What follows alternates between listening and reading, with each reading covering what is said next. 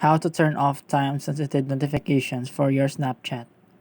So if you are videos like this, click that subscribe button and that bell icon on so you'll be updated for our channel.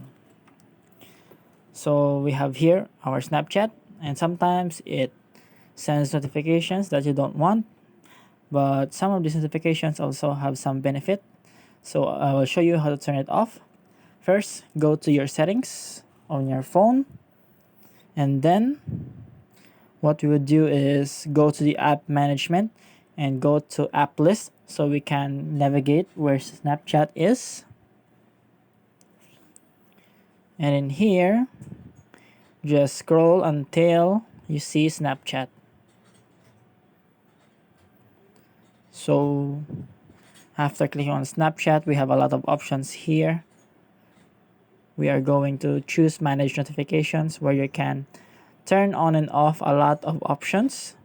It depends on you on what options that you are going to choose, such as silent notifications, snaps and chats, and also other notifications that you don't want.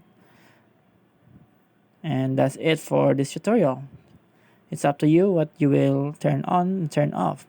So I hope this video tutorial helped you, and see you on the next video.